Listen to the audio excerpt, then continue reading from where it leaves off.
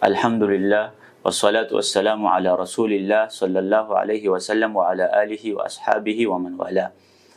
ہم اپنے اس آخری درس میں ان لوگوں کے فیلنگز کے خیال رکھنے کے حوالے سے بات کریں گے جن کو کوئی غم پہنچا ہے۔ اگر کسی شخص کو کوئی صدمہ پہنچا ہے یا کسی غم میں مبتلا ہے تو ان کی تسلی، ان کے ساتھ غم میں شریک ہونا چاہے، ان کی فیلنگز کو کنسیڈر کرنا چاہے، ان کے احساسات اور جذبات کو مراعات شعور من اصحابہ حزن بمشارکتہ فی حزنہ۔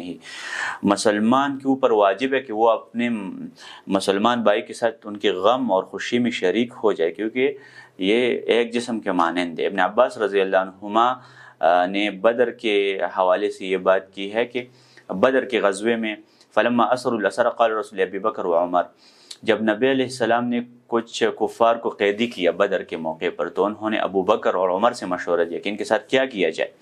تو ابو بکر رضی اللہ عنہ نے کہا کہ ان سے فدیہ لے لے، پیسے لے لے، اور شاید اللہ سبحانہ و تعالی ان کو اسلام کی طرف گائیڈ کر دے۔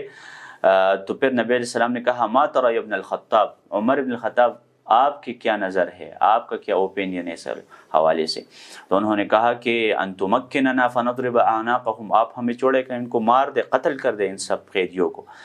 تو علی کو عقیل کا ذمہ داری دے دے اور آپ مجھے فلان کی ذمہ داری میں ان کو قتل کر دوں گا۔ ہر ایک شخص اپنے قبیلے والے کو قتل کرے گا۔ فإن هؤلاء أئمة الكفر، یہ تو کفر کے امام ہے۔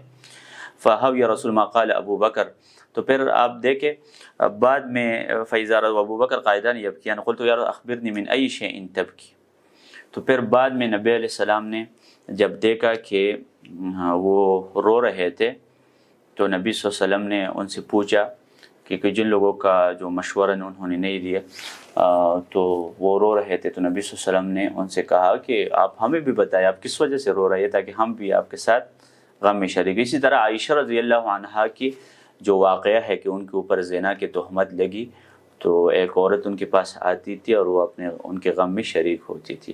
عائشہ کہتی ہے وَبَكَيْتُ يَوْمِي ذَلِكَ لَا يَرْقَعُ لِي دَمْعٌ، میرے آنسو نہیں روکتی تھی، میں بہت روتی تھی کہ دیکھے لوگوں نے میرے اوپر زنا کا الزام لگایا۔ ثم بكيت ليلتي المقبلة، آدھی ایک رات میں روئی، پھر اگلی رات بھی میں روئی۔ وابوائی يظنن بكاء فالق القبر، تھی لوگ یہ سمجھتے تھے اور میرے والدین کہ میرا سینہ پھٹ جائے وہ رونے کی وجہ سے۔ فبينهما جالسان استأذنت علي امرأة من الانصار، ایک عورت آئی فأذنت لها فجلست تبكي، وہ بھی میرے ساتھ رونے لگی۔